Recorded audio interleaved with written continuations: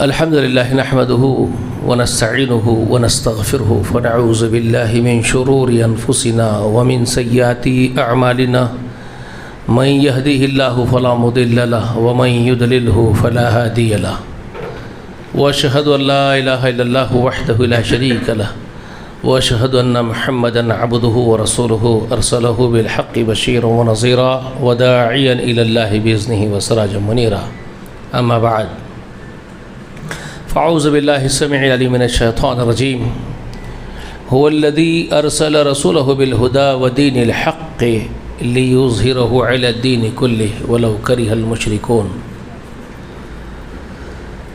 تمام تعریفیں حمد و ثنا بڑائی و بزرگی اللہ جل جلالہ و جل شانہ کے لیے لائق ہے۔ درود و سلام ہو تمام انبیاء و مرسلین پر، خصوصاً انگنت رحمت و برکت نازل ہو نبی آخر الزمان محمد رسول اللہ صلی اللہ علیہ وآلہ وسلم پر۔ اللہم صلی علی محمد وعلی آل محمد وبارک وسلم۔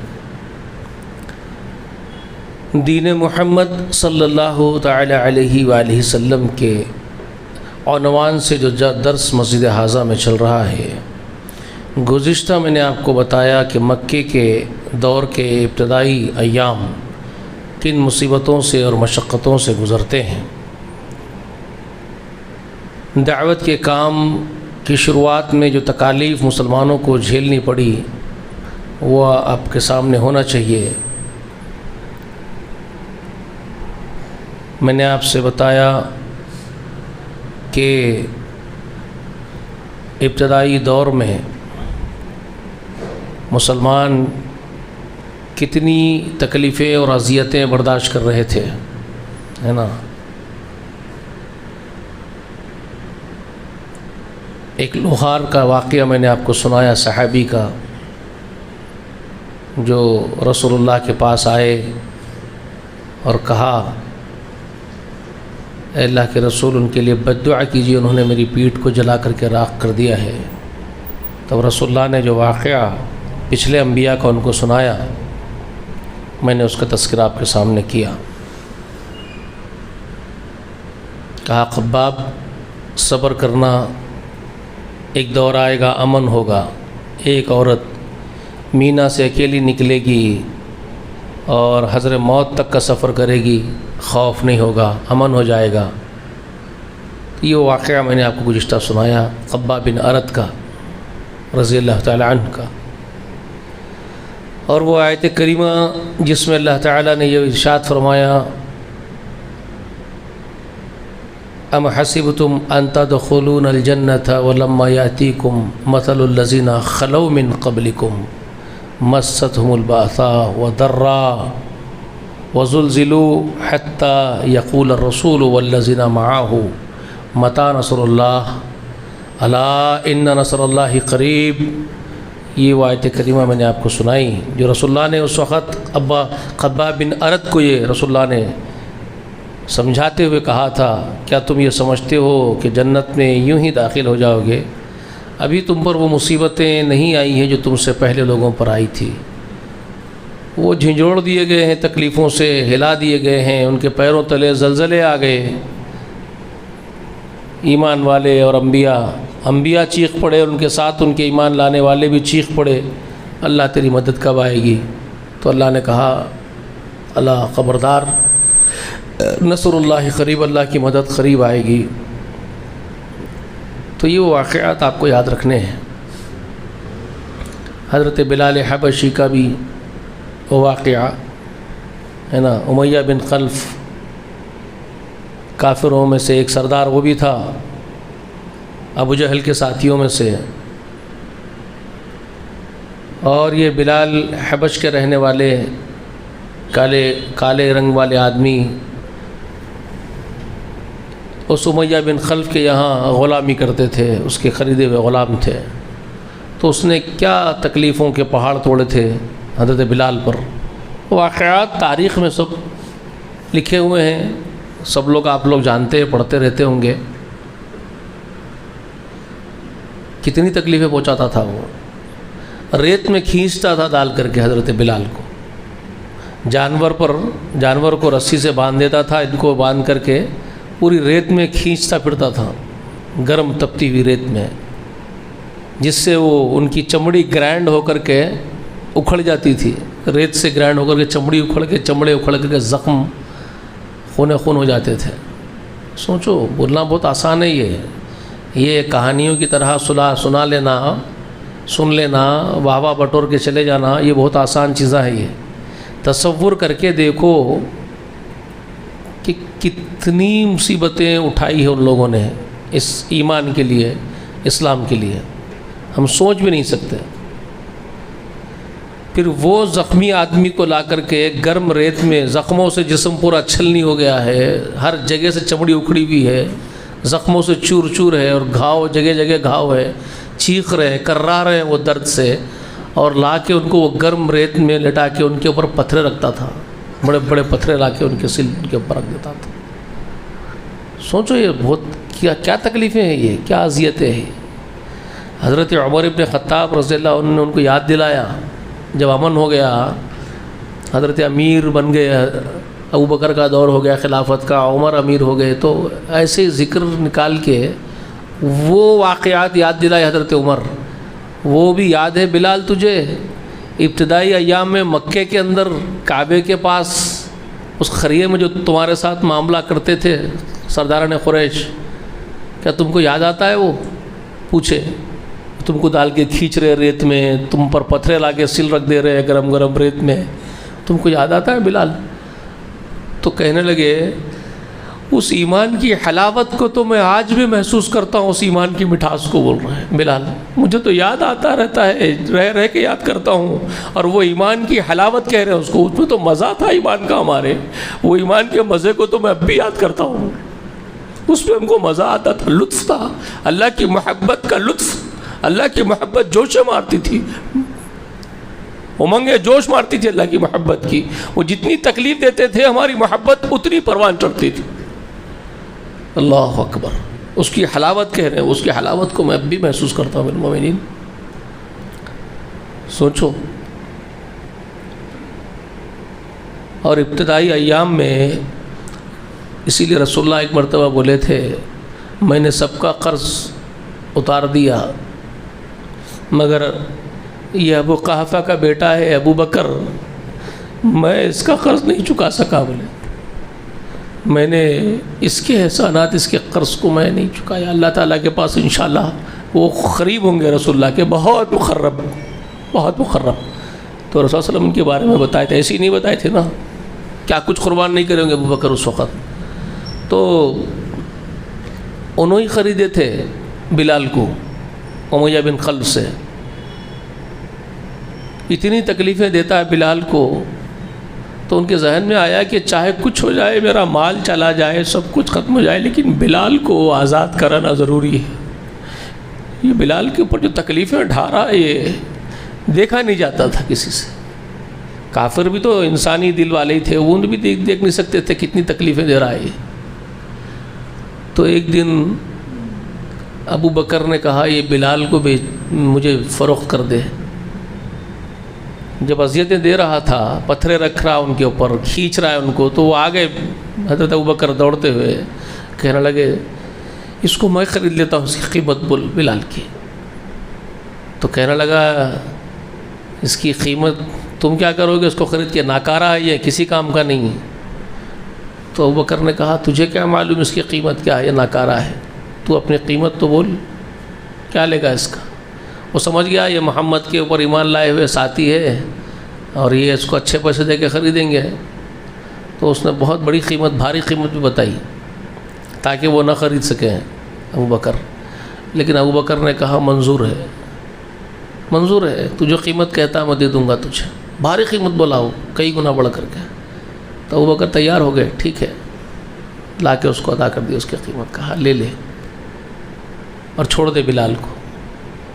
تو کہنے لگا ابو بکر تم نے گھاٹے کا سودا کیا ہے، یہ کسی کام کا نہیں ہے، میں نے جان بوجھ کر کے تم اس قیمت اس کی بہت زیادہ بتائی تاکہ تم پلٹ جاؤ، مگر تم نے گھاٹے کا سودا کر لیا ہے، تم نے ناکارے کو خریدا ہے مجھ سے۔ خوش ہو گیا گنتے اپنی رقم لے کر کے۔ ابو بکر نے کہا نادان، میں نے گھاٹے کا سودا نہیں کیا ہے، کاش کہ تجھے اس بات کا علم ہوتا ہے کہ میں نے تو سودا فائدے کا ہی کیا ہے۔ بلال کو لے کے گئے، کہا بلال اب تو کسی کا غلام نہیں سوائے تیرے پیدا کرنے والے رب کا، تو اپنے رب کے سوا کسی کا غلام نہیں ہے، اب میں تجھے آزاد کرتا ہوں۔ تو رسول اللہ نے کہا یہ ابو بکر ہے، سمجھے آپ، جنہوں نے بہت فائدے کا سودا کیا ہے، جنت کا سودا کر لیا انہوں نے اللہ سے۔ تو یہ ساری وہ چیزیں ہیں جو ابتدائی ایام کے دور کے آپ کو سمجھنا چاہیے۔ میں نے آپ سے کہا تھا عمار کا اور سمیہ کا ذکر آپ کو بتاؤں گا۔ جانتے ہیں یہ گھرانہ تھا آل یاسر، حضرت یاسر کا گھرانہ آل یاسر کے نام سے جانا جاتا تھا یہ گھر۔ عمار کون تھے؟ عمار یہی دو بوڑھا بوڑھی یاسر اور سمیہ کے فرزند نوجوان لڑکا جو شروعات کے دور میں ایمان لانے والوں میں سے رسول اللہ کے اوپر، اور جو اس دور کی اذیتیں تکلیفیں بھگتنے والوں میں سے، ایمان کی وجہ سے تکلیفیں بھگتتے، ان میں سے یہ بھی ہے، بلال کے ساتھیوں میں سے، سمجھ رہے ہیں؟ بہت تکلیفیں دیتے تھے عمار کو، پکڑ کے مارتے، توڑتے، کوڑے مارتے، بلال سے مارنے لگاتے تھے کوڑے، بلال تو مار، بلال کہاں سے مارتا کوڑے؟ بہت اذیتیں یہ لوگ دیے ان لوگوں کو۔ ایک مرتبہ کیا کرے، ان کے پورے گھر کو اریسٹ کر لیے، عمار کو، سمیہ کو، ان کے والد یاسر کو، اور ان کے والد اور والدہ کا ایمان لانے کا سبب یہ بچہ ہی بنا تھا، ان کا بیٹے ہی عمار۔ یہ رسول اللہ پر ایمان لائے اور اذیتیں برداشت کر رہے ہیں کافروں کی، اور کافر دھمکیاں دے رہے ہیں ان کو آ کر کے، بوڑھا بوڑھی کو، تمہارے بیٹے کو سمجھا لینا محمد کی چکر میں سے نکل جائے، ورنہ وہ گت ہوگی تم لوگوں کی جو تم سوچ بھی نہیں سکتے۔ دھمکیاں دے رہے ہیں۔ تو اب دونوں بوڑھا بوڑھی سمجھاتے تھے بیٹے کو، بیٹے ہم لوگ کمزور لوگ ہیں، چھوٹے طبقے کے لوگ ہیں، ہم غلام لوگ ہیں، ہم یہ سرداروں سے کہاں ٹکرا سکتے بیٹا، ہم میں اتنی طاقت کا ہے، اور میں تو بوڑھا ہوں، بوڑھا بولتے تھے وہ یاسر، میں تو بوڑھا ہوں، ماں بولتی تھی میں بوڑھیا، اور میں کہاں جا کے ہم ٹکرائیں گے بیٹا، تو کیوں ہم پر ستم ڈھا رہا ہے، تو کیوں نہیں چھوڑ دیتا محمد کے پاس جانا، صلی اللہ علیہ وسلم کے پاس جانا، اپنے آبائی دین پہ رہے، جیسا ہے ہم ویسے جی لیں گے، ویسے ہی مر جائیں گے۔ تو یہ کہتے تھے کہ نہیں امی ابو، محمد بہت، آپ کیا سمجھتے ہو، پوچھتے تھے باپ کو، آپ کیا بولتے ہو محمد رسول اللہ کے بارے میں، محمد کے بارے میں، کیا وہ جھوٹے ہیں؟ آپ ان کو کیسے آدمی سمجھتے ہیں؟ یاسر سے پوچھتے تھے۔ تو یاسر کہتے تھے بیٹا ہم تو ان کو دیکھتے ہیں زمانے سے، اللہ کی قسم وہ جھوٹے نہیں ہیں، وہ دھوکے باز نہیں ہیں، وہ تو سچے ہیں، صادق ہے، امین ہے، ان کے جیسا سچا صادق الامین پورے مکے میں کوئی نہیں ہے بیٹا۔ تو پھر پوچھتے تھے کہ ابو پھر وہ اللہ کے بارے میں جھوٹ بولیں گے کیا؟ آپ کا کیا خیال ہے، وہ اللہ کے بارے میں جھوٹ بولیں گے جب انہوں نے زندگی بھر کبھی جھوٹ نہیں بولی ہے، اپنے فائدے کے لیے جھوٹ نہیں بولے وہ زندگی بھر، آج وہ ادھڑ ہو کر کے، ادھڑ عمر میں آ کر کے، کہ آج وہ اللہ کے بارے میں جھوٹ بولنے لگ جائیں گے؟ تو یاسر کہتے تھے کہ میرا دل گواہی دیتا ہے بیٹا تو جو بات کہہ رہا ہے وہ حق ہے، میرا دل، میری روح پکارتی ہے اندر سے کہ تو جو کہہ رہا ہے وہ حق ہے، محمد سچے ہیں، وہ کیوں جھوٹ بولیں گے، ان کو کیا ضرورت ہے جھوٹ بولنے کی، میں اس بات کو مانتا ہوں۔ پوچھتے تھے کیا بولتے ہیں محمد بیٹے، اب ان کا دل مائل ہو رہا تھا، بیٹے سے پوچھتے تھے آج کیا بولے محمد، آج کیا بولے، آج کیا بولے، تو وہ بولتے تھے آج ان پر یہ وحی اتری، آج یہ وحی اتری آسمان سے، یہ بات ہوئی، تو روتے تھے بلک بلک، اللہ کی قسم سچے محمد، روتے تھے۔ ایک مرتبہ ان پر جب وہ وحی نازل ہوئی تھی کہ زندہ بچیوں کو دفن کرنے والوں سے جو مواخذہ ہوگا کل قیامت کے دن، وہ لڑکی اللہ کے حضور میں کھڑے، اللہ تعالیٰ قرآن میں فرمائے وہ بچی جن کو زندہ دفن کیا گیا، اس بچی کو وہ رب کے حضور کھڑی رہ کر کے مقدمہ دائر کرے گی اور وہ پوچھے گی اے اللہ مجھے کس جرم میں میرے باپ نے قتل کیا تھا، مجھے انصاف دلا، مجھے کیوں مارا گیا، میں تو اتنی سی تھی، بول بھی نہیں سکتی تھی، سمجھ بھی نہیں سکتی تھی، میں تو بہت چھوٹی سی جان تھی، پھر میرے باپ نے مجھے زندہ دفن کیوں کر دیا، کیا قصور تھا میرا جس کی وجہ سے مجھے یہ سزا دی گئی، اے اللہ آج میرا انصاف و عدل ہو۔ ایک بچی پوچھے گی جس کو دفن کیا گیا۔ یہ وحی جب اتری تو آ کر کے اپنے ماں باپ کو سنائے، امی ابو آج یہ وحی اتری، آج اللہ تعالیٰ نے اپنے حبیب محمد سے یہ بات فرمائی ہے کہ ایک زندہ دفن کی جانے والی کھڑے ہو کر کے پوچھے گی قصور کیا تھا میرا، مجھے کیوں دفن کیا گیا۔ ماں چیخ پڑی سمیہ، کہتی ہے محمد سچا ہے، چیخ پڑی سمیہ کہتی محمد سچے ہیں۔ ایسا ہونا ہی چاہیے کہ بچی پوچھے قیامت کے دن اللہ کے رسول۔ وہ اپنا واقعہ سناتی ہے، وہ کہتی ہے کہ میں زندہ بچ گئی، میرے باپ نے میری بہنوں کو اسی طرح زندہ دفن کر دیا، مجھے بھی دفن کر دیتا، مجھے انگلی پکڑ کے لے کے گیا میرا باپ، اور میں یہ کہتی رہ گئی ابو مجھے کہاں لے جا رہے ہو، مجھے کہاں لے جا رہے ہو ابو۔ اور اپنے باپ کی محبت میں باپ کے ساتھ جانا اس کو انتہائی پسند تھا، اس بچی کو باپ کی محبت میں باپ کے ساتھ جہاں لے جائے گا باپ چلوں گی، جا رہی ہے دوڑتے ہوئے میرے ابو کہتے ہوئے۔ تو سمیہ کہتی ہے مجھے بٹھایا اور گڑھا کھودا میرے باپ نے، اور مجھ پر مٹی ڈال رہا تھا، میری بہنوں کو اسی طرح دفن کر دیا تھا۔ میں نے کہا ابو یہ کیا کر رہے ہو، مجھ پر مٹی کیوں ڈال رہے ہو۔ بلاخر اس کا انسانی دل چیخ پڑا میرے باپ کا بھی، اٹھا لیا، میں اس طرح سے بچ گئی۔ وہ اپنا واقعہ سناتی،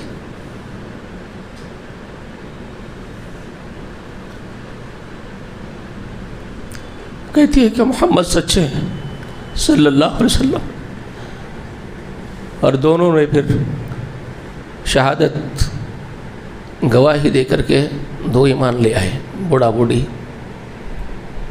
معلوم ہو گیا کہ یاسر بھی مسلمان ہو گیا، سمیہ بھی مسلمان ہو گئی ہے بیٹے کے ساتھ ساتھ۔ تو ابو جہل اور یہ سب جتنے تھے سرداران قریش، عتبہ، شیبہ، ولید بن وغیرہ، یہ سب جتنے تھے سب آ گئے، امیہ سب آ گئے، یہ گھیر لیے ان کو، گھرانے کا گھیراؤ کر لیے، باہر کھینچ کے نکالے بوڑھا بوڑھی کو، بیٹے کو، اور مکے کے کعبے کے پاس لا کر کے باندھ دیے۔ جو لوگ عمرہ وغیرہ گئے ہیں وہ شاید جانتے ہوں گے، آپ لوگ دیکھیں کعبے کے پاس وہ جو بلڈنگ اطراف سے بنی ہے جہاں سمیہ کو قتل کیا گیا، وہ جگہ آپ بتاتے ہیں، بعض لوگ جو جانتے ہیں وہ لوگ آپ کو بتائیں گے اگر پوچھتے تو۔ آپ خانہ کعبہ کے بعد مسجد حرام میں، حرم کی حدود میں ہے۔ اب تو کیونکہ بڑی ہوگی مسجد، بہت پھیل گئی، بلڈنگیں بن گئی، اس وقت تو کعبہ بیچ میں تھا، اطراف سے جھوپڑ پٹیاں تھے، ان کے گھر تھے۔ یہ کعبہ تھا تو اطراف پورے جھوپڑ پٹیاں ان لوگوں کے رہنے کے گھر تھے، چھوٹے چھوٹے گھر۔ ابو بکر کا گھر تھا تو آج مسجد بن گئی ہے، مسجد ابو بکر بن گئی ہے، سمجھ رہے ہیں۔ اور یہ جو کافروں کے گھر تھے، ابو جہل کا جہاں گھر تھا وہاں پیخانہ بنا دیا، ٹوائلٹ بنا دیے۔ تو اس طرح سے آج کل تعمیر ہو گئی ہے پوری، اس وقت تو ان کے گھر تھے، رہنے کے مکانیات تھے ان کے۔ تو لا کر کے اس میدان میں کعبے کے پاس کھمبے سے ان کو باندھ دیے، یاسر کو، عمار کو باندھ دی ایک کھمبے سے، اور ابو جہل آ کے کہتا ہے یاسر سے، بوڑھے سے، کیا ہے ارے بوڑھے، بہت پاور پیر نکل آئے تمہارے، ہماری مخالفت کریں گے، ہمارے دین کی مخالفت کریں گے تم لوگ، تمہاری اتنی ہمت ہو گئی کہ تم محمد کے نئے دین کو قبول کر رہے ہو؟ تب انہوں نے کہا اشہد ان لا الہ الا اللہ، میں گواہی دیتا ہوں اللہ کے سوا کوئی معبود نہیں، اس کا کوئی شریک نہیں، محمد اللہ کے رسول ہیں۔ تو گردن پکڑ کر کے پھرا دیا، ختم کر دیا، ایک جھٹکے میں مار کے ختم کر دیا۔ وہی رہ گئی لاش کھمبے سے بندھی ہوئی، وہی مر کے دم توڑ دیا بوڑھے میاں۔ عورت کے پاس جاتا، سمیہ کے پاس، کیا ہوا تم لوگوں کو، ڈر خوف نکل گیا تمہارا؟ ہتھیلیوں میں کیلے مارا نیچے لٹا کر کے زمین، ہتھیلیوں میں کیلے ٹھوکرا، کیل لوہے کی، سمیہ کے چیخا مار رہی ہے سمیہ، بوڑھی عورت۔ اللہ کے رسول ٹھہر کے دیکھ رہے، اب یہ پکار رہی ہے محمد رسول اللہ۔ اللہ کے رسول دیکھے آنکھوں میں پانی ڈب ڈب بھرا ہوا ہے، رو رہے۔ رسول اللہ نے کہا پکار کر کے وہاں سے، اصبر یا آل یاسر، آل یاسر صبر کرو، تمہارا ٹھکانہ جنت ہے، اس کا بدلہ سوائے جنت کے کچھ نہیں اللہ کے پاس، تم صبر کرو اس پر۔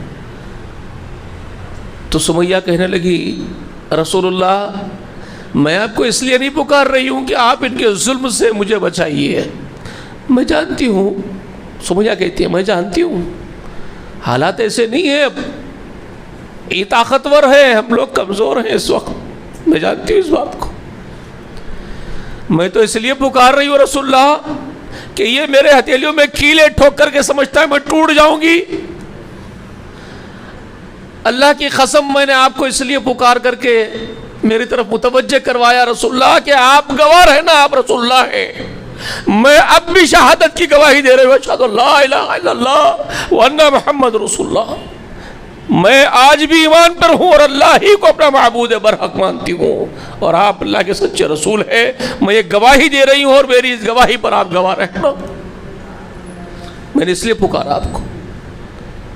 یہ سن کے آگ بگولا ہو گیا یہ ظالم ابو جہل، اور بھالا اٹھا کر کے اس بوڑھی عورت کی شرمگاہ میں مار دیا، لوہے کا بھالا، خون کے فوارے اڑے، تڑپتے ہوئے دم توڑ دیے سمیہ۔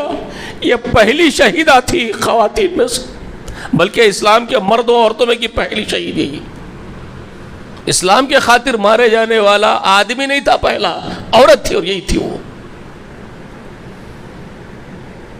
سمجھے آپ؟ اسلام کے خاطر جس نے اپنی جان قربان کی ہے وہ سمیہ ہے، اور وہ یاسر ہے، دونوں میاں اور بیوی، شہید اور شہیدہ۔ سمجھ میں آ رہی ہے بات آپ کو؟ یہ وہ گھرانہ ہے، یہ وہ گھرانہ تھا آل یاسر۔ عمار انہی کا بیٹا ہے، اسی وقت گھبرا کر کے چھوٹا معصوم ایک دم نوجوان کم عمر آدمی جس نے کلمہ کفر کہہ دیا تھا، ٹھیک ہے میں پلٹتا ہوں، چھوڑ دیے تھے یہ ظالم۔ پھر دوڑتے ہوئے رسول اللہ کے پاس بھاگتے آگئے عمار، کہتے میں نے اپنی جان بچانے کے لیے کہہ دیا، اللہ کی قسم میں آپ اللہ پر ایمان لایا، آپ پر ایمان لایا رسول اللہ، میں جانے کا نہیں ان کے پاس واپس۔ قرآن کی آیت اتری عمار کے لیے، جو لوگ ڈر کر کے جان بچانے کے لیے کہتے ہیں وہ حقیقی ایمان والے ہیں، وہ اللہ نے ان کے ایمان کی تصدیق کی عمار کے، یہ وہ لوگ تھے، سمجھ رہے؟ سیدھے دوڑے ہوئے رسول اللہ کے آغوش میں آ گئے تھے۔ یہ وہی عمار تھے جن کے لیے رسول اللہ نے پیشن گوئی کی تھی۔ عمار وہ ہے جس کو ایک باغی جماعت قتل کرے گی، عمار جنت کی طرف دعوت دے رہا ہوگا لوگوں کو، اور وہ جماعت جو اس کو قتل کرے گی وہ جہنم کی طرف بلا رہی ہوگی۔ اس کو پکڑ کر کے بہت بکھیڑا کھڑے کیا امت کے اندر، بہت سا بکھیڑا کھڑا کر دیا اس روایت کے ذریعے سے۔ وہ ایک محمد علی مرزا ہے، پاکستان کا نوجوان ہے، کالی پگڑی باندھا ہوا رہتا ہے، اب وہ ایک اکیلا ہی کیوں ہے؟ فتنے تو بہت سارے ہیں، اس میں سے وہ بھی ایک ہے فتنہ انگیزوں میں سے۔ وہ اس روایت کو پکڑ کے صحابہ پہ تنقیدیں کرتا پھرتا ہے۔ اللہ کے رسول نے عمار کو معیار قرار دیا جنتی اور جہنمی ہونے کا لوگوں کا، ہے نا۔ رسول اللہ نے کیا کہا کہ اس کا قتل ایک باغی جماعت کرے گی، عمار جنت کی طرف بلا رہا ہوگا، اور وہ جو اس کو قتل کر رہے ہوں گے اس کے قاتل، وہ جہنم کی طرف دعوت دے رہے ہوں گے۔ بنو امیہ کے لوگ اس وقت ان کو قتل کیے تھے، حضرت عمار بن یاسر کو۔ میرے بھائی، پھر عثمان کا قتل کرنے والے بھی باغی ہوئے۔ شیعہ علی جو اپنے آپ کو کہہ رہے ہیں، حضرت علی کے ماننے والے جنہوں نے علی کی تائید کی، انہوں نے حضرت عثمان کو قتل کیا، تو کیا کہیں گے؟ حضرت علی کے ماننے والے بھی جہنمی ہو گئے۔ یہ ساری چیزوں میں مسلمانوں کا کام نہیں ان میں پڑے۔ یہ جو جنگیں ہوئی ہے، یہ جو قتال ہوئے ہیں، یہ جو کچھ ہوا اس وقت، اس کا فیصلہ ہمارے پاس نہیں ہوگا، ہماری عدالت میں نہیں ہوگا، وہ اللہ کی عدالت میں ہوگا قیامت کے دن۔ ہمارا کام یہ نہیں ہے۔ ہاں، یہ رسول اللہ کی قبر سچی ہے، ایک باغی جماعت عمار کو قتل کرے گی، بات صحیح ہے۔ باغی جماعت سے رسول اللہ کی مراد کیا ہے؟ بغاوت سے کیا مراد ہے ان کی؟ کس کی بغاوت؟ تو رسول اللہ کی تعلیمات کی بغاوت۔ اللہ کے رسول کا حکم کیا ہے؟ جو امیر ہوگا امیر کی اطاعت کی جائے گی، امیر کے خلاف بغاوت چھیڑ دینا ہی بغاوت ہے، رسول اللہ کے حکم کی نافرمانی ہے۔ تو عمار کو قتل کرنے والے کون؟ جو سیدنا علی سے بغاوت کر رہے ہیں، خلیفہ وقت سے بغاوت کر رہے ہیں، وہ قتل کر رہے ہیں۔ تو باغی جماعت ہوئی نا، باغی جماعت ہوئی نا۔ اور عمار کس طرف بلا رہا ہے؟ اطاعت امیر کی طرف بلا رہا ہے، تو جنت ہے۔ اطاعت امیر میں کیا ہے؟ امیر کی اطاعت میں جنت ہے، اور امیر کی اطاعت سے نکلنے میں جہنم ہے۔ اور وہ کس طرف بلا رہے ہیں؟ بغاوت کے لیے بلا رہے، دعوت دے رہے ہیں کہ تم آؤ، اکٹھا ہو جاؤ، ہمارے ساتھ دو، اور معاویہ کی حکومت بنائیں گے عثمان کے قصاص کے لیے۔ بات سمجھ میں آ رہی ہے آپ کو؟ یہ وہ خبر ہے رسول اللہ کی جو سچی خبر ہے، درست ہے، لیکن اس کو پکڑ کر کے ہم کسی کو جہنمی کسی کو جنتی ہونے کا فتویٰ نہیں دے سکتے۔ ہمارا کام نہیں ہے جنتی جہنمی کسی کو بنا دینا۔ سمجھ میں آ رہی ہے آپ کو بات؟ ہم جنتی اور جہنمی بنانے کا کام نہیں کر سکتے، ہمارا کام ہی نہیں ہے وہ۔ ہم صرف روایت پڑھیں گے اور سنا دیں گے، بس یہ ہے حدیث، اب ختم ہو گئی بات۔ کون جنتی ہے کون جہنمی ہے وہ اللہ طے کرے گا حشر کے دن۔ زمین پہ بیٹھ کر کے آپ اور میں تو جہنمی کسی کو جنتی نہیں بنا سکتے۔ تو یہ علی مرزا ہو کہ اس جیسے اور کئی لوگ ہیں، ان کا یہ کام رہ گیا ہے کہ یہ بیچارے جو ہے اللہ کی کرسی پر بیٹھ گئے ہیں۔ اللہ سب کو ہدایت دے۔ اور غیر ضروری کے جھگڑے، نہ اب دور معاویہ ہے نہ دور علی ہے۔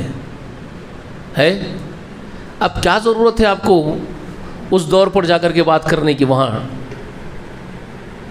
سمجھ میں آ رہی ہے میری بات آپ کو؟ یہ بکھیڑا کھڑے کرنے کی ضرورت اب ہے؟ آپ کو اور مجھے تو اپنا محاسبہ کرنا ہے کہ میرے اعمال مجھے جنت تک پہنچا سکتے کہ نہیں پہنچا سکتے۔ میرا کیا ہوگا؟ مجھے تو یہ فیصلہ کرنا ہے، یہ جائزہ لینا ہے اپنے آپ کا کہ میرا کیا ہوگا۔ علی مرزا کو اپنے بارے میں سوچنا چاہیے کہ تمہارا کیا ہوگا۔ علی صاحب، مرزا صاحب، تمہارا کیا ہوگا؟ تم کہاں چلے فتوے دینے کے لیے کہ امیر معاویہ کے پورے لوگ جہنم میں جانے والے، وہ جہنمی ہیں، وہ فلانے ہیں، وہ چلانے؟ تم کو کس نے کہہ دیا یہ فتوے دینے کے لیے؟ جی، تو یہ ہمارا کام تو ہے ہی نہیں۔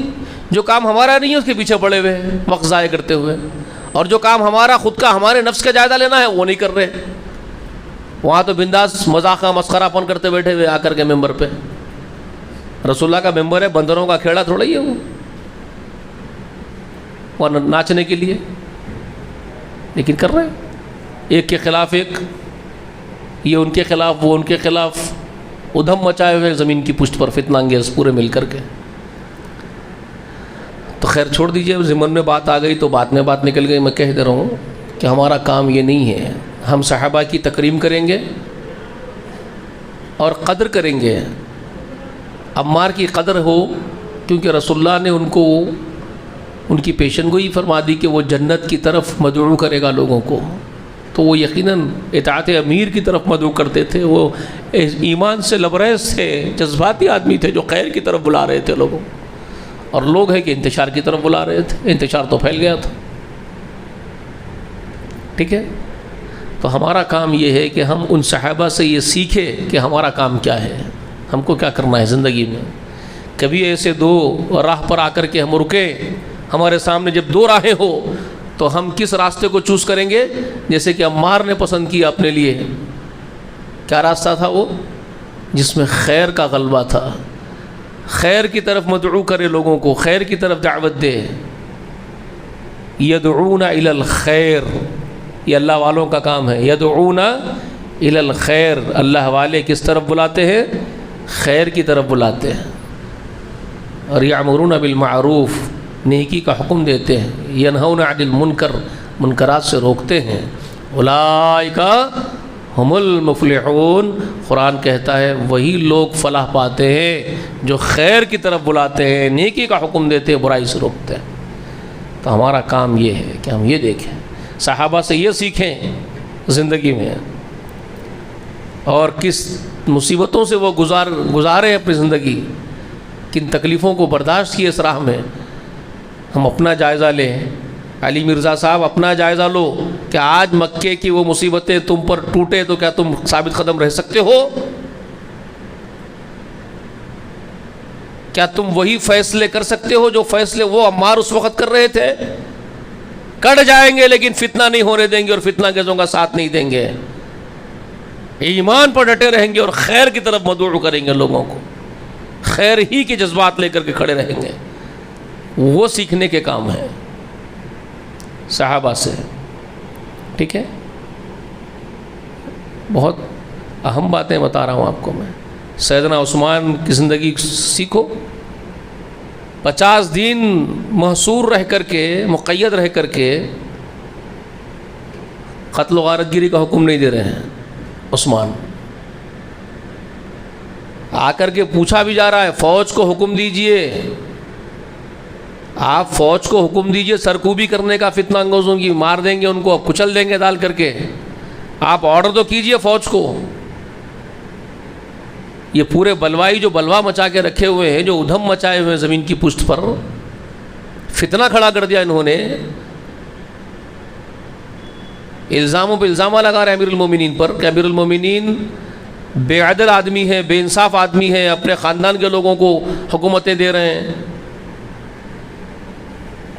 عہدوں پر لیا کے بٹھا رہے اپنے کنبے کے لوگوں کو، اپنے عزیزوں کو، اقارب کو. نعوذ باللہ ثم نعوذ باللہ. اس طرح کے الزام دھرے جا رہے ہیں ان کے سر پہ. اور یہ ایسے کام ہوتے ہیں صاحب، یہ ایسی گمراہی ہے پرلے درجے کی کہ اچھے اچھے لوگ چکروں میں آ کے پھنستے ہیں اس کی. خلافت و ملوکیت کتاب لکھ دی ہے مولانا جماعت اسلامی کے بانی مودودی رحمۃ اللہ علیہ، بیچارے. اللہ ان کی لغزشیں کوتاہیاں ہیں، اللہ معاف کرے. ہماری تو خواہش ہے اللہ سب کو معاف کرے. اب معاملہ اللہ کا ہے، اللہ جس کو چاہے سزا دے، جس کو چاہے معاف کرے. ہم کون ہوتے ہیں؟ ہم تو صرف یہی التجا کرتے ہیں، ایک بندے ہونے کی حیثیت سے غلام ہے اللہ کے. تو ہم یہ چاہتے ہیں کہ اللہ سب ایمان والوں کو معافی کر دے، تو معافی کر دے. بس ہمارے جذبے یہ ہے کہ اللہ سبھی کو معاف کر دے. سب خطا کار، ابن آدم ہے، آدم کی اولاد ہے، خطا کار ہے، اللہ سب کو بخش دے. بیچارے یہ بھی مغالطے میں پڑ گئے تھے کہ امیر المومنین نے چند ایسے فیصلے کیے ہیں جس کی وجہ سے یہ بلوا کھڑا ہوا. انہوں نے حضرت عثمان ابن عفان کو مورد الزام ٹھہرا دیا مولانا مودودی تحریر کے اندر. انداز تحریر ایسی ہے، ان کی تحریر کا انداز، لکھنے کا انداز ایسا ہے جس سے کہ خود بخود مورد الزام ٹھہر جاتے ہیں عثمان ابن عفان. انہوں نے ایسا لکھ دیا کہ چند ایسے فیصلے تھے امیر المومنین کے جس کی وجہ سے یہ بلوا کھڑا ہوا، یہ اختلاف کھڑا ہوا، انتشار کھڑا ہوا. وہ لکھتے ہیں کاش امیر المومنین نے ایسا فیصلہ کرنے کے بجائے یہ کیا ہوتا تو یہ بلوا نہیں ہوتا. تو مطلب تم کو اتنی سمجھ آ گئی، حضرت عثمان تمہاری سمجھ کے مقابلے میں کمزور تھے. تو آپ نے ان کو ملزم بنا دیا. مجرم اگر نہیں بھی بنائے ہوں گے آپ مجرم نہیں بھی بولتے ہوں گے تو الزام دھرنے والوں کے ساتھ تو کھڑے ہو گئے آپ بھی. بات سمجھ میں آ رہی ہے بھائی؟ برا نہیں ماننا. آپ اور ہم لوگوں جو بات ہوتا ہے، انسان ہے ہم لوگ بھی، کسی جماعت کے قریب ہوتے ہیں، کسی جماعت کے ساتھ اٹھتے بیٹھتے ہیں، تو ہم ہو سکتا ہے کہ یہ ماننے کا جذبہ ختم ہو گیا لوگوں میں سے. حالانکہ جماعت اسلامی کے اندر جو لوگ ہیں وہ انٹلیکچوئلس ہیں، الحمدللہ پڑھے لکھے لوگ ہیں، اہل دانش ہے وہ لوگ، لیکن وہ ان لغزشوں کو سمجھنا چاہیے ان کو بھی. بھئی اگر میری جماعت کا کوئی بانی ہے تو وہ فرشتہ تو نہیں ہے، یا پھر وہ نبی بھی نہیں ہے، معصوم الخطا بھی نہیں ہے، وہ ابن آدم ہے، آدم کی اولاد ہے. کلو بنو آدم خطاؤن، آدم کا ہر بیٹا خطا کار ہے، اور معصوم الخطا انبیاء کے بعد کوئی ہو نہیں سکتا. اور محمد رسول اللہ آخری نبی ہے، محمد رسول اللہ کے بعد کوئی ایسا نہیں جو خطا نہ کرے، اس سے خطا نہ ہو. تو میری جماعت کا بانی کیوں کر خطا سے خالی ہوگا اور بری ہوگا؟ بتائیے، معصوم تھوڑے ہوگا وہ. لیکن میں اس کی غلطی کو غلطی تصور کرنے کے بجائے، غلط کو غلط کہنے کے بجائے، میں اپنے بانی کے عیوب پر پردہ ڈالنے کا کام کرتا ہوں، میں اس کی حمایت میں لڑتا ہوں لوگوں سے. تو یہ کون سی عقل بندی کی بات ہوئی میری؟ یہ تو حق کی طرفداری نہیں ہوئی نا. یہ آدمی حق جانب تو نہیں ہوگا نا، حق بجانب ہوگا کیا؟ جو اپنے لوگوں کی خطا کو چھپا دے. تو مولانا مودودی کی اگر یہ خطائیں ہیں تو خطائیں ہیں، غلطی ہے تو غلطی ہے. کیا ضرورت ہے آپ کو ان کا دفاع ڈیفنس کرنے کی؟ ہاں یہ البتہ آپ آسانی سے کہہ سکتے ہیں، میں کہہ سکتا ہوں کہ مولانا مودودی نے جہاں بہت اچھا کام کیا وہاں غلطی بھی کر دیا. بہت اچھے کام بھی بہت سارے ہیں ان کے، بہت اچھی خدمات بھی بہت ساری ہے، تو وہاں خطا بھی ہو گئی ہے، غلطی بھی ہو گئی ہے. اللہ چاہے معاف کر دے، چاہے سزا دے، اللہ کا اور بندے کا معاملہ ہے. لیکن ہماری خواہش ہے کہ اللہ معاف ہی کر دے. ہم تو دعا کریں گے تو اللہ درگزر کر دے. ہم یہ نہیں کہہ سکتے کہ وہ غدار تھا، باغی تھا، مجرم تھا. ہم تو نہیں کہہ سکتے یہ بات، ہمیں کیسے معلوم؟ جیسے کہ ہمارے پاس بہت سارے لوگ کہتے ہیں، ہمارے سلفی حضرات جو اہل حدیث حضرات ہیں ہمارے، مولانا مودودی کو گالی گلوچ کرتے ہیں اس وجہ سے کہ انہوں نے یہ کر دیا. ارے وہ تو فلانا تھا، وہ تو چلانا تھا. ارے تم کو کیسے معلوم وہ کیا تھا؟ وہ باغی تھا، غدار تھا، نہیں تھا؟ خطا ہونا ایک انسانی فطری بات ہے، ہو گئی اس سے.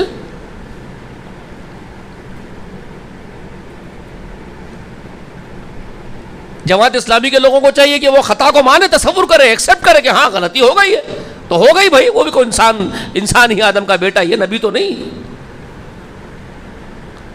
حضرت عثمان پر اگر کوئی اس طرح کی بات کرے تو وہ یقیناً غلطی ہے، فاش غلطی ہے. حضرت عثمان تم سے، مودودی صاحب، تم سے، مجھ سے، ساری امت کے لوگوں سے کروڑوں گنا اوپر ہے ایمان کے معاملے میں. ان کے بعد ان کی جوتی میں پیر کون رکھ سکتا ہے؟ کس کے پاس ہے وہ ایمان جو حضرت عثمان کے پاس ایمان تھا؟ کیا حضرت عثمان سے یہ توقع ہے آپ کو؟ آپ کے یہ خیالات ہیں ان کے بارے میں کہ وہ یہ کریں گے؟ ہرگز نہیں. لیکن بلوائی کھڑے ہوئے، بلوا کیے، تو وہ حضرت عثمان کا ظرف کیا تھا دیکھیے آپ، ایمانی ظرف. ان کو ہی قید کر دیا، ان کو ہی مارنے کے در پر ہے، ان کے ہی قتل کے در پر ہے. لیکن وہ یہ فیصلہ نہیں سنا رہے کہ بلوائیوں کے اوپر فوج کو چڑھایا جائے، ان کی سرکوبی کی جائے. نہیں، الٹا یہ کہہ رہے جو یہ پوچھنے آئے کہ آپ فوج کو حکم دیجئے کہ ان بلوائیوں کا قتل کر دیں گے. تو حضرت امیر المومنین حضرت عثمان یہ کہہ رہے کہ اللہ تم پر رحم کرے، تمہارے کو یہ خیال کیوں گزرا مسلمانوں کو مار دینے کا؟ وہ جو بلوائی ہے، جو میرے خلاف پروپیگنڈا کر رہے، وہ کون ہے؟ وہ لوگ کون ہیں؟ وہ مسلمان نہیں ہے؟ تو کہا ہاں مسلمان ہے. وہ کلمہ نہیں پڑھتے؟ کہا ہاں پڑھتے کلمہ. وہ شہادت دیتے ہیں رسول اللہ کے دین کی، اشہد اللہ الہ الا اللہ کہتے ہیں، وہ انا محمد رسول اللہ کہتے ہیں، ہاں کہتے ہیں. تب کہنے لگے کہ پھر میں کیسے حکم دوں؟ جو کلمے کی شہادت دے میں ان کا قتل کرنے کا حکم کیوں کر دے سکتا ہوں؟ تم لوگوں کو بتاؤ. تو کہا امیر المومنین وہ تمہارے قتل کے ہی در پہ ہے، وہ آپ کو ہی مار ڈالنا چاہتے ہیں. تو کیا کہتے ہیں؟ کیا انہوں نے جرم کر دیا؟ یہ پوچھنے کے لیے کلیجہ چاہیے ایمان بھائی. کیا پوچھ رہا ہے عثمان تم جو کہہ رہے ہو کہ وہ یہ کہہ رہے ہیں کہ حضرت عثمان کو مار ڈالیں گے، تو کیا وہ عثمان کو مار ڈالے؟ عثمان پوچھ رہے، خود عثمان پوچھ رہے، کیا وہ عثمان کو مار ڈالے؟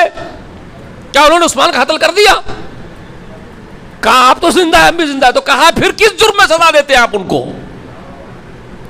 ہاں جاؤ، اگر وہ میرا قتل کرتے ہیں تو سب سزا دینا ان کو، اگر وہ مجھے قتل کر دیتے ہیں تب سزا کے مستحق ہوں گے، ابھی تک تو قتل نہیں کیا نا انہوں نے میرے کو۔ جاؤ پھر، تم کیوں پریشان ہو؟ پھر تم لوگ کیوں پریشان ہو؟ جاؤ اپنا کام کرو۔ اللہ اکبر، یہ ہوتا ایمان۔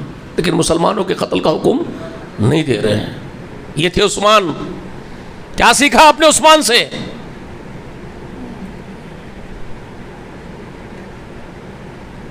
کیا سیکھے ہم ہمارے صحابہ سے؟ بتائیے۔ بلاخر قتل کر دیے گئے۔ ابو بکر رضی اللہ تعالی عنہ کے بیٹے محمد بن ابو بکر گھس کے آئے ہیں قتل کرنے والوں کے ساتھ، اور داڑھی پکڑ کے کھینچے ہیں حضرت عثمان کی۔ ابو بکر جیسی عظیم شخصیت کی اولاد محمد بن ابو بکر داڑھی پکڑ کے کھینچے ہیں، اور کہنے لگے کہ تم ہی ہے نا وہ جو اپنے لوگوں کو گھسڑ کے رکھ دیے پورے عہدوں پر۔ تو کہنے لگے بیٹے، اس داڑھی کی اہمیت تمہارے باپ کے پاس تھی، جو تم آج اپنے اس چچا سے سوال پوچھ رہے ہو۔ اس چچا کے بارے میں کاش تمہارے باپ زندہ ہوتے اور تم ان سے پوچھ لیتے۔ تو شرمندہ ہو گیا، جیسے انہوں نے ان کے باپ کی غیرت دلائی کہ تمہارے باپ کا میں کتنے قریب تھا، تو شرمندہ ہو کے باہر نکل گیا محمد، اور اس کے ساتھیوں نے گلا کاٹ دیا۔ معلوم ہے لوگوں کو یہ سب چیزیں۔ تو میرے بھائی، کیسے کیسے لوگ تھے ہمارے، یہ اسلام کے لیے کتنا ضبط تھا ان کے اندر، کتنا برداشت تھا اللہ کے دین کے لیے، رسول اللہ کے دین کے لیے، کتنے تحمل والے تھے، یہ کتنا حلم تھا۔ سمجھ میں آ رہی ہے آپ کو بات؟ پوری زندگی کھپا دیے، پورا مال کھپا دیے، ساری صلاحیتیں کھپا دیے۔ کھپائے کہ نہیں کھپائے؟ حضرت عثمان 2 مرتبہ ہجرت کر کے جا رہے ہیں، اور امیر بنا کے بھیج رہے ہیں ان کو، حضرت عثمان کو ان کے ساتھ بھیج رہے ہیں، عورتوں کو بچوں کو تم لے کے جاؤ عثمان حبشہ کو۔ سارا مال کھپا دیے نا۔ جب محصور تھے حضرت عثمان تو 2 مرتبہ پوچھ رہے بھی نا لوگوں کو پوچھ بھی رہے۔ مسجد نبوی جب بن رہی تھی تو مسجد نبوی کی تعمیر میں جس وقت رسول اللہ صلی اللہ علیہ وسلم بولے تھے کون ہے جو مال دے اپنا اور مسجد کی توسیع کرے، تو کون تھا جو مسجد کے لیے خرچ کیا تھا؟ کس نے دیا تھا؟ تو لوگ کہتے آپ نے دیا تھا، اس کی توسیع آپ نے کروائی عثمان۔ تو کہتے پھر اس مسجد میں حضرت عثمان کے لیے 2 رکعت نہیں پڑھنے دیں گے آپ؟ اللہ اکبر، خود ہی یاد دلا کے بول رہے عثمان ہی نے تو مسجد بنوائی تھی، تو کیا عثمان کو 2 رکعت کی اجازت نہیں ہے؟ کنویں کو یاد دلا رہے، وہ کنواں کس نے ہبا کیا تھا پانی کا؟ کہتے عثمان آپ نے کیا تھا، تو کہتے اس سے 2 گھٹ پانی نہیں ملے گا عثمان کو۔ ارے یارو سوچو یار،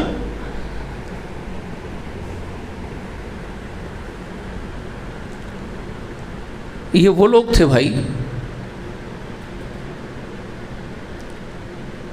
جو اپنا سب کچھ کھپا رہے تھے۔ بہت ہے کہنے کے لیے، کس تکلیفوں کو برداشت کیا صحابہ نے۔ یہ 13 سال مکے کے کوئی معمولی 13 سال نہیں تھے، معلوم؟ یہ ابو طالب علی کے والد، حضرت علی کے والد، علی تو بچے تھے، حضرت علی کوئی بہت بڑی عمر کے نہیں تھے ایمان اللہ، اس وقت بچے تھے چھوٹے، جوانی کی دہلیز پہ جا رہے تھے آہستہ آہستہ ان 13 سالوں میں۔ ابو طالب کے گھر میں بڑے بیٹے کی حیثیت سے پوری ذمہ داری محمد رسول اللہ اٹھائے تھے اپنے کندھوں پہ۔ دادا عبد المطلب مرتے وقت بڑے اپنے بیٹے کو بلا کے بولے تھے، ان کے 12 بچے تھے عبد المطلب کے، رسول اللہ کے دادا کے 12 بچے، تو اس میں سے ابو طالب کو بلا کے بولے رسول اللہ کے دادا عبد المطلب مرتے وقت بوڑھے میاں کہ عبداللہ کا بیٹا جو یتیم ہے، اس کا باپ زندہ نہیں ہے، میری کفالت میں ہے بیٹے۔ اور سب کو معلوم تھی یہ بات، عبداللہ کا یہ بیٹا محمد بن عبداللہ صلی اللہ علیہ وسلم یہ دادا کا بہت لاڈلا لختے جگر ہے، چہیتا ہے عبد المطلب کا، اور بہت چہیتے تھے بچپن سے دادا کے۔ دادا سر پہ بٹھا کے پھرتے تھے پوترے کو، کھادے پہ بٹھا کے پھرتے تھے، سردار تھے وہ پوری قوم کے عبد المطلب، اور بولتے تھے میں قوم کا سردار ہوں مگر میرا سردار یہ ہے، میرا پوترا بول کے سر پہ بٹھا لیتے تھے، میرا سردار یہ ہے بولتے تھے۔ مسند پہ آ کے بیٹھنے سے پہلے پوترے کو مسند بٹھاتے تھے، محمد رسول اللہ کو عبد المطلب اپنی گدے مسند پہ پہلے اپنے پوترے کو بٹھا کے بولتے تھے میں سردار قوم کا ہوں اور میرا سردار یہ ہے بول کے وہاں بٹھا کے نیچے بیٹھتے تھے۔ باس لختے جگر تھے محمد رسول اللہ ان کے۔ تو مرتے وقت یہ بیٹے کو بلا کے بولے تھے، علی کے والد کو، ابو طالب کو، بیٹے میں یہ میرے لختے جگر پوترے کو تیرے حوالے کر رہا ہوں، تیری کفالت میں دیتا ہوں اس کو۔ تو انہوں نے کہا ابا جان چلی جائے گی مگر بیٹے پہ آج نہیں آنے دوں گا، اپنی اولاد پر ترجیح دوں گا اس کو۔ بولے اور یہ عربوں کی خصوصیت تھی بھائی، عہد و پیمان کرتے تو جان دے دیتے لیکن عہد و پیمان نہیں توڑتے تھے۔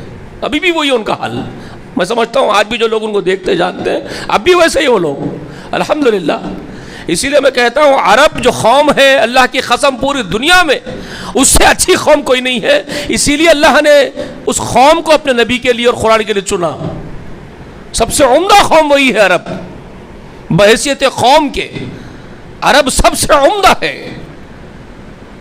یہ بات اور ہے کہ ان میں بگاڑ آ گیا، وہ خراب ہوتے جا رہے ہیں، تو یہی تکلیف ہم کو ہے، ہم کو اسی بات کی تکلیف ہے کہ تم سب سے عمدہ ہے، چنندہ ہو، تمہارا بگڑنا ساری انسانیت کے بگڑنے سے زیادہ خطرناک ہے۔ ساری انسانیت بگڑ جائے اس سے وہ فرق نہیں پڑے گا، لیکن تمہارے بگڑنے سے بہت فرق پڑے گا، اس لیے ہم کو تکلیف ہوتی ہے۔ سمجھ رہے بات؟ تو ان کی خوبیوں میں سے خوبی تھی وچن دے دے تو پھر جان چلی جائے، وچن نہ جائے۔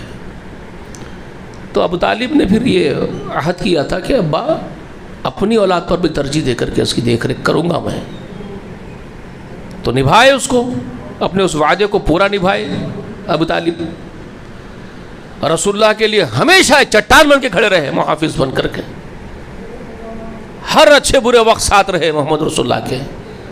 مگر ایک بات ہے جو شاید میں لوگوں کو بولتے ہوئے نہیں سنا لیکن میں بولتا ہوں، لوگ یہ سمجھتے ہیں کہ محمد رسول اللہ کو ابو طالب نے پالا ہے، پوسا ہے، لوگ ایسا کہتے ہیں نا، میں اس کے الٹا کہتا ہوں۔ ٹھیک ہے، میں یہ کہہ رہا ہوں کہ ابو طالب نے پروٹیکشن دیا، وہ بڑے تھے، بہت بڑے تھے، تجربے کار تھے، بہت بڑے تھے رسول اللہ سے، باپ کے قائم مقام چچا ہے، تو انہوں نے اپنی پورے تجربے کو سامنے رکھا، پورا تحفظ کیا، ان کا پروٹیکشن دیا، ان کو سب کچھ کیا۔ لیکن جہاں تک کہ معاشی حالات کا معاملہ تھا، ابو طالب کے معاشی حالات بہت کمزور تھے، ابو طالب معاشی حالات سے بہت کمزور حالات کے تھے، معاشی حالات، غریبی غربت بہت تھی ان کے پاس، بہت پیسے والے نہیں تھے وہ۔ تو اللہ کے رسول صلی اللہ علیہ وسلم ان کے بڑے بیٹے بن کر کے ان کے پاس رہ رہے تھے، ان کی کفالت میں۔ تو اللہ کے رسول صلی اللہ علیہ وسلم نے خود کہا ہے چند سا کھجوروں کے اور اناج کے عوض میں مکے والوں کی بکریاں تک چرایا کرتا تھا۔ کیوں چراتے تھے؟ مکے والوں کی بکریاں چرا کر کے چند سا اناج لے کے آتے رسول اللہ، اور کس کا گھر چلتا تھا اس سے؟ ابو طالب کا گھر چلتا تھا اس سے، علی اس سے کھاتے تھے، ابو طالب کے بچے اس سے کھاتے تھے۔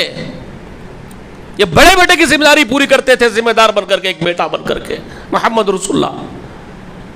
اس طرح محمد رسول اللہ نے ابو طالب کے گھر کو پالا، خود محنت کر کے، جیسے ایک بڑا بیٹا باپ کے گھر کو پالتا ہے، ذمہ داری پوری کرتا ہے. یہ اور بات ہے کہ بعد میں بڑے بیٹے کی قدر چھوٹے بھائی نہیں کرتے ہوں گے، ایسا ہوتا عموماً گھروں میں، اس کا سارا کیا کرایا جو پانی پھر جاتا اس کے اوپر، لیکن کرتا، اس کا اپنا فرض ہے وہ پورا کرتا ہے. باپ کے شان بشانہ چلتا ہے بڑا بیٹا، بعد کے لوگ اس کی قدر نہیں کرتے، یہ ہوتا ہے عموماً. لیکن وہاں ایسا نہیں ہوا الحمدللہ. علی نے پھر عمر بھر رسول اللہ صلی اللہ علیہ وسلم کی قدر کی ہے. علی نے کبھی فراموش نہیں کیا رسول اللہ کو، اور نہ ابو طالب نے فراموش کیا. وہاں ایسا نہیں ہوا، ابو طالب بھی فراموش نہیں کیا، ہمیشہ عمر بھر چٹان بن کر کے کھڑے رہے ابو طالب. تو جب یہ شروعاتی دعوت کے دور میں کافران مکہ جو آگ بگولا اور دشمن بنے ہوئے تھے محمد رسول اللہ کے، کٹر دشمن بنے ہوئے تھے، وہ دھمکیاں دے رہے تھے رسول اللہ کو ختم کر دینے کی، اور کوششیں کی. میں نے آپ سے کہا نا، ابو جہل نے، ظالم نے رسول اللہ کو مارا، لہو لہان کر دیا. اسی کا بدلہ لینے کے لیے حمزہ گئے تھے اور جا کے مارے توڑے اور پھر مسلمان ہو گئے. میں بتایا نا آپ کو پورا واقعہ. تو کوئی کسر باقی نہیں چھوڑ رہے تھے وہ لوگ انتقام کی، رسول اللہ سے بدلہ لینے کی. ان کا تو منشا ہی تھا کہ صاف ہو جائے محمد رسول اللہ کسی طرح سے، قصہ ختم ہو جائے پورا نئے دین کا. وہ نیا دین کہتے تھے اس کو، محمد رسول اللہ کے دین اسلام کو، اور رسول اللہ کو بد دین بولتے تھے. نعوذ باللہ ثم نعوذ باللہ. بے دین ہو گیا، بد دین ہو گیا بولتے تھے. اپنے باپ دادا کے دھرم کو چھوڑ دیا، دین کو چھوڑ دیا، تانے کرتے تھے رسول اللہ کے اوپر. یہ معلوم ہے نا واقعات، آپ لوگوں کو پڑھے کبھی سیرت. تو اس اثنا میں ابو طالب کے پاس پہنچے یہ غنڈے، یہ جو غنڈے تھے بڑے سردار، یہ ابو طالب کے پاس آئے، آ کے ان کو دھمکیاں دی ابو طالب کو. کہنے لگے تم کو اگر اپنے بھتیجے کو بچانا ہے، اس کی جان بچانا ہے تو سمجھا لو اس کو، ورنہ ہم صاف کر دیں گے اس کو، پھر آپ کوئی الزام ہمارے اوپر نہیں دینا. نعوذ باللہ. دھمکیاں دی ہے اور بول رہے سمجھا لو، اور یہ بھی سمجھا دو اگر وہ اپنے اس کام کو، اس کی نوعیت کو بدل لیتا ہے تو ٹھیک ہے، کمپرومائز بھی تیار ہے ہم لوگ کرنے کے لیے اس سے. یہ بھی بول رہے ہیں ہم کمپرومائز کے لیے تیار بھی ہیں. اگر کوئی صورت نکل سکتی تو بات کرو اپنے بھتیجے سے. اگر اس کو اتنا شوق ہے تمہارے بھتیجے کو دین دھرم کے نام پہ بڑا بن کے چودھری بن کے بیٹھنا ہے، تو ہم کب منع کر رہے ہیں؟ یہ بات بھی بول رہے ہو، ہم کب منع کر رہے ہیں؟ ارے بنو ہاشم ہے تم لوگاں تو بنو ہاشم ہے، تم سردارہ ہیں بڑے، ہم تمہاری سرداری کا انکار نہیں کر رہے. مکے کے سردار، کعبۃ اللہ کے متولی محمد کے دادا ہی تھے، اس کو حق ہے. اگر وہ دین دھرم کے نام پر ٹھیکیداری چاہتا ہے تو ہم دینے تیار ہیں. ممکن ہے ایسا ہو سکتا ہے، ہم خود تیار ہیں اس کے لیے. ابو جہل بول رہا ہم تیار ہیں، وہ جس کو ابو الحکم بولتے تھے وہ لوگ، وہ بول رہا ہم تیار ہیں اس کے لیے. یہ جو نیا دین محمد پیش کر رہا ہے اس کو بولو وہ ہمارے سے کمپرومائز کر لے. وہ جس معبود کا تعارف کرا رہا ہے اللہ کا، تو ہمارے لیے نئی چیز تو نہیں ہے اللہ. ہم مانتے ہیں اللہ ہی سب سے بڑا خدا ہے. وہ کہہ رہے سب سے بڑا خدا تو اللہ ہی ہے، تو ہم اس بات کو مانتے ہی ہیں. تو ہم بھی آ کے خدا کی عبادت کریں گے جیسے وہ کہتا ہے. جیسے آپ کے بھتیجے کہتے ہیں محمد صلی اللہ علیہ وسلم خدا کی عبادت اس طرح کی جائے گی تو ہم کریں گے. ان کو بولو ہم تمہارے پاس آئیں گے، تمہارے معبد میں گھسیں گے، تمہارے خدا کی عبادت کریں گے، اور تم ہمارے معبد میں تمہارے ساتھیوں کو لاؤ، ہمارے خدا کی عبادت کرو. تو کمپرومائز کر لیں گے، لے دے کر کے معاملہ سلٹا لیں گے. کیا بری بات ہے اس میں؟ بات کرو اپنے بھتیجے سے آپ. اور آفر بھی دے رہے ہیں، اور ایک آفر بھی دے رہے ہیں. بولو آپ کے بھتیجے کو آفر یہ ہے، بولو اگر ہماری بات کو مان لیتا آپ کا بھتیجا، کمپرومائز ہم سے کر لیتا ہے، وہ ہمارے خداؤں کی عبادت کرے اور ہم اس کے خدا کی عبادت کو تیار ہے. اگر ایسا ہو جاتا ہے تو ہم آفر یہ ہے دیتے ہیں کہ اب تک دیکھو ہم لوگ بادشاہی نظام کے قائل نہیں ہیں. ابو جہل ان لوگ بول رہے ہیں سب مل کے پورے بوڑھے غنڈے ہی ہیں. ہم بادشاہی نظامت کے قائل تو نہیں ہیں. ہمارے پاس قبائلی نظام ہے، سسٹم قبائلی سسٹم ہے پورا. ایک قبیلہ اس کا سردار ہوتا ہے. ہم کوئی بادشاہ بنا کر کے رعایا بن کے نہیں چلتے جیسے دوسرے ملکوں میں ہوتا. ہمارے پاس نہیں ہے. مگر محمد کے خاطر ہم اس روایت کو بھی بدلنے تیار ہیں. ہم تمہارے بھتیجے محمد کی خاطر ہماری اس قدیم روایت کو بھی بدل دیں گے. ہم کسی کو بادشاہ اب تک نہیں بنائے، مگر اب اگر آپ کا بھتیجا چاہتا ہے تو ہم اس کو بادشاہ بنا لیتے.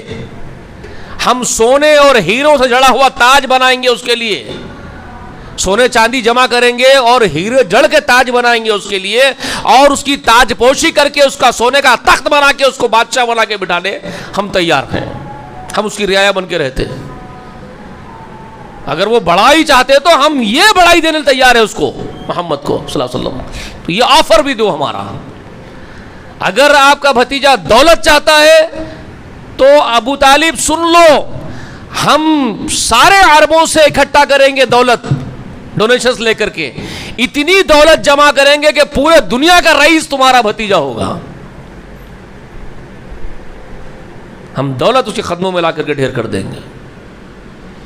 اگر آپ کا بھتیجا یہ چاہتا ہے ابو طالب کہ ایک سے ایک خوبصورت عورت اس کے حرم میں چاہیے اس کو، تو ہم عربوں کے عجموں کے سب سے خوبصورت ترین عورتیں لا کر کے اس کے حرم میں چھوڑ دیں گے، اس کے لیے خوبصورت ترین عورتیں ہم اس کے حرم میں لا کے دے دیں گے، ہم سب کے لیے تیار ہیں۔ محض یہ بات ترک کرنی پڑے گی اس کو جو یہ بات پیش کر رہا ہے کہ کوئی خدا کوئی معبود عبادت کے لائق نہیں سوائے ایک اللہ کے، یہ ایک بات اس کو بولو ترک کر دو، یہ ایک ہی بات ہے جس کو ہم نہیں قبول کرتے۔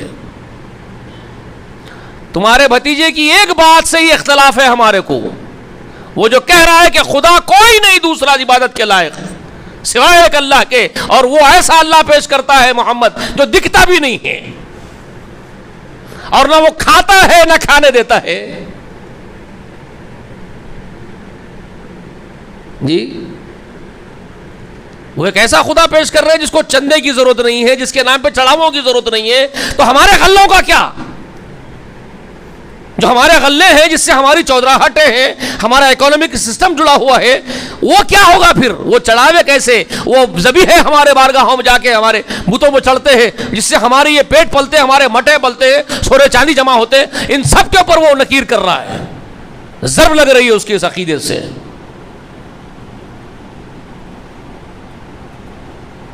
تمہارے بھتیجے کی اس دعوت نے ہم سب کو چھوٹا کر دیا ہے اور غلاموں کو لا کر کے ہمارے برابر ٹھہرا دیا اس نے۔ کیا کہہ رہے ہیں وہ؟ یہ غنڈے کیا بول رہے ہیں آ کر کے؟ تمہارے بھتیجے نے ایک خدا کا تصور دے کر کے کیا کر دیا جانتے ہیں ابو طالب؟ ہمارے غلام بھی ہمارے برابر ایکول ہو گئے، ہم سب ایک ہو گئے، ایک معبود کے بندے ہو گئے، کوئی بڑا چھوٹا نہیں رہا اس کی وجہ سے، ہم اس کو نہیں قبول کریں گے۔ یہ تو فساد ہو گیا ہمارے بیچ میں، اس کو نعوذ باللہ وہ اس کو کیا کہہ رہے ہیں؟ یہ تو فساد ڈال دیا تمہارے بھتیجے نے ہمارے بیچ میں، نعوذ باللہ اس کو فساد کہہ رہے ہیں، جو کہ یہ صلح تھی انسانیت کے بیچ میں، کوئی بڑا چھوٹا اونچ نیچ حسب نسب کچھ نہیں بچا تھا، سب ایک ہی صف میں کھڑے ہو گئے، محمود و ایاز، نہ کوئی بندہ رہا نہ کوئی بندہ نواز۔ محمد رسول اللہ کی دعوت یہ تھی، ایک ہی صف میں کھڑے ہو گئے ہیں محمود و ایاز، نہ کوئی بندہ رہا نہ کوئی بندہ نواز، لیکن ان کو بندہ نواز چاہیے، مگر اس انسانوں کو، یہ انسانی معاشرے کو بندہ نواز چاہیے، غریب نواز چاہیے، یسوع دراز چاہیے۔ یہ محمد کے نظریے کو قبول نہیں کرتے، اس وقت بھی نہیں کیے، آج بھی نہیں کرتے۔ یہ اس وقت بھی محمد رسول اللہ کے نظریے کو قبول نہیں کیے، آج بھی نہیں کرتے کہ ان کو بندہ نواز، یسوع دراز، غریب نواز ان کو چاہیے۔ ان کو ایسے آستھانے چاہیے جن آستھانوں کے اوپر چڑھائے جائے، جہاں غلے لگے، جہاں غلے بھرے، جہاں سونے چاندی جمع ہو، جہاں ذبیحے اور آستھانوں پر چڑھائے جائے، یہ آج بھی ان کو چاہیے، اس وقت بھی چاہیے تھے، وہ اس سے کمپرومائز کرنا تیار نہیں تھے۔ بات سمجھ میں آئی آپ لوگوں کو؟ اختلاف یہاں تھا۔ تو پھر کیا ہوا؟ ابو طالب نے کیا کیا اس کے بعد؟ جب آ کر کے انہوں نے یہ کانفرنس کی، ابو طالب کے ساتھ بیٹھک ہوئی، قرارداد ہوئی، یہ سب باتیں ہوئی، یہ آفرز دیے گئے، یہ دھمکیاں دی گئی، تو ابو طالب سب کچھ سننے کے بعد کیا ایکشن لیے؟ آئندہ آئیے اتوار کو، آئندہ اس کی بات انشاءاللہ آپ کے سامنے رکھوں گا۔ پھر کیا کیا مصیبتیں اس راہ میں اور مزید جھیلنی پڑی ہے۔ یہ گھر بیٹھے یوں ہی فری میں آ گیا نا ہم کو اسلام، تو اس کی قدر نہیں ہے ہم لوگوں کو۔ میرا باپ مسلمان تھا، میرا نام مسلمان کا ہے، بس ہو گئی بات. مرزا سلیم بیگ بابا مرزا اکبر بیگ ان کے بیٹے مسلمان, ختم, مسلمان ہیں. کیا آیا کیا گیا؟ کیا کچھ ہنگ لگی نہ پھٹکڑی لگی؟ جیسا پرانے بڈھے ہمارے بولتے تھے ہنگ پھٹکڑی بولتے ہیں نا, ہمارے پاس نہ ہنگ لگی نہ پھٹکڑی لگی, کچھ بھی نہیں لگی. گھر بیٹھے آ گیا سو. تو آئندہ اتوار آئیں گے انشاءاللہ, آئیے انشاءاللہ. پھر وہ سب آپ کو معلوم تو ہو کہ کیا تکلیفیں اٹھا کر کے یہ اسلام کو سینچا ہے ہمارے بزرگوں نے, ہمارے اسلاف نے. اسلاف بولے تو وہی اسلاف جن کا میں تذکرے کر رہا ہوں. اسلاف بولے تو آپ کے ذہن میں آج ہمارے پاس کیا سلفی, ہم کئی کو سلفی بولے تو ہمارے ڈاکوؤں کو ہمارا اسلاف سمجھ رہے ہیں, جو ہم کو چندے کھانا سکھائے, جو مدرسوں کے نام پہ لڑنا سکھائے, مسلکوں کے نام پہ جھگڑے سکھائے, ہم ان کو اسلاف سمجھ کے اپنے آپ کو سلفی سمجھ رہے ہیں. تو یہ مغالطے سے نکل جائیے. اسلاف ہمارے یہ ڈاکو نہیں ہیں, اسلاف ہمارے محدثین ہیں, اسلاف ہمارے اللہ والے لوگ ہیں, محدثین ہیں, ائمہ اکرام ہیں, تبع تابعین ہیں, تابعین ہیں, اصحاب رسول ہیں, رسول اللہ ہیں. ہمارے اسلاف وہ ہیں, یہ نہیں جو ہم کو برائی سکھاتے ہیں, جھگڑالو بناتے ہیں, قوم لدہ بناتے ہیں. ہم ایسے سلفی بن رہے ہیں تو پھر تھوف ہے ہمارے سلفی بننے پر, جو جھگڑالو بن جائے. سلفی بننا ہے تو پھر صحابہ تک پہنچیے, وہ کردار کو اڈاپٹ کیجئے, وہ نیچر کو اڈاپٹ کیجئے, صحابہ کے نیچر کو, اس کردار کو, اس کیریکٹر کو اڈاپٹ کیجئے, تب جا کر کے آپ سلفی کہلائیں گے. یہ جو آج کردار پیش کر رہے ہیں نا, یہ 2 کوڑی کا کردار آپ کا, 2 کوڑی کا بھی نہیں.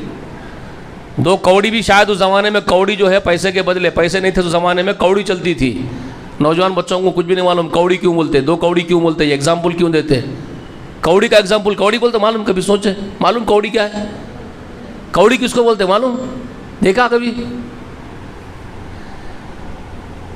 سمندر میں سے, دریاؤں میں سے سیپی کے جیسے کوڑیاں نکل کے آتے گول, وہ جمع کرتے تھے. جب پیسہ سکہ اکا نہیں تھا اس زمانے میں, کوڑیاں رکھ لے کے بیٹھتے تھے. تو وہ کوڑیاں پیسے کا متبادل تھا, وہ کرنسی کے متبادل کرنسی ہوا کرتی تھی اس زمانے میں کوڑی. بہت پرانی بات ہے, صدیوں پہلے کی بات ہے. شروع انسانیت جب ڈیولپمنٹ امپرومنٹ کچھ بھی نہیں تھا, جب اس وقت کی بات ہے, جب خچروں پہ گدھوں پہ سواریاں کرتے تھے. ٹھیک ہے, تو جب پیسہ ویسا کچھ نہیں تھا تو ہماری کرنسی, جو انسانیت کی کرنسی تھی, وہ کوڑیاں تھے, وہ پانی میں سے نکلے. تو وہ 1 کوڑی 2 کوڑی میں چیزیں بیچتے اور خریدتے تھے. تو کوئی چیز کی اہمیت ہوتی, قیمت ہوتی تھی, تو 1 کوڑی 2 کوڑی بولتے تھے, جو چھوٹی قیمت, کم سے کم قیمت, حقیر قیمت. تو جو مثال دیتے ہیں نا, 2 کوڑی کی بھی قیمت نہیں ہے, تو 2 کوڑی مطلب بہت حقیر قیمت ہے, اس کی 2 کوڑی میں آ جا رہا بولتے تھے. 2 پیسے کی قیمت بولے ویسا, 2 پیسے. تو ہمارے یہ جو موجودہ جھگڑالو سلفیاں بنے ہوئے ہیں نا, ان کے لیے بول رہا ہوں میں کہ یہ 2 کوڑی سے بھی بدتر ہے, یہ 2 کوڑی کے بھی نہیں ہے یہ. ارے یہ ان کی کیا ویلیو ہے جو جھگڑالو قوم لدہ بن جائے. یہ صحابہ کرام کے نام لیوا ہو سکتے ہیں, یہ ایسے کردار والے لوگ جن کا کردار یہ ہو, جو زمینوں کے لیے لڑنے والے ہوں, دنیا کے لیے لڑ رہے جھگڑ رہے ہوں, عہدوں کے لیے ایک دوسرے کے گریبان پکڑ رہے ہوں, ایک دوسرے کو رسوا کر رہے ہوں عہدوں کے لیے. میں امیر بنوں گا اس لیے سب کو ذلیل کروں گا, مجھے امیر بننے کی خواہش ہے, تو امیر بننے کی خواہش میں لوگوں کو حقیر بتاؤں گا اور ان کی حقارت بیان کرتے ہوئے پھروں گا, ان کا مردہ گوشت کھاتے پھروں گا, ان کی غیبتیں کرتے پھروں گا. یہ کردار کس کا ہے؟ اس کی کوئی اہمیت ہے صحابہ کے مقابلے میں؟ اور وہ صحابہ کرام جن کو امیر بننے کے لیے کھینچے تو چھڑا کے بھاگتے تھے کہ مجھے امیر مت بناؤ, مجھے امیر بننا ہی نہیں ہے تمہارا, جو بھاگ جاتے تھے نکل کر کے, زبردستی پکڑ کے لا کے ان کو امیر بنانا پڑتا تھا. اور یہ امیر بننے کے لیے لوگوں کو مار کے امیر بننا چاہتا ہے. تو کیا تقابل ہے بتاؤ, کہاں سے تقابل ہے ان کا اور ان کا, جو اپنے آپ کو سلفی بول رہے ہیں. تو 2 کوڑی سے بھی بدتر نہیں ہے یہ. جذباتی ہو گیا میں, مجھے معاف کیجئے گا, تھوڑا جذباتی ہو گیا. میں جذباتی ہو جاتا ہوں, یہ میری کمزوری ہے, یہ جذباتی ہو جاتا ہوں, اسی لیے بدبختہ میرے سے بھاگتے ہیں پیچھا چھڑا کے. اللہ سے دعا کرو کہ اللہ تعالی ہم سب کو کہنے سے سننے سے زیادہ عمل کرنے کی توفیق دے. اللہ ہم کو ایمان پہ زندہ رکھے, ایمان کی موت نصیب فرما. آمین. وآخر دعوانا الحمد للہ رب العالمین. السلام علیکم ورحمۃ اللہ وبرکاتہ.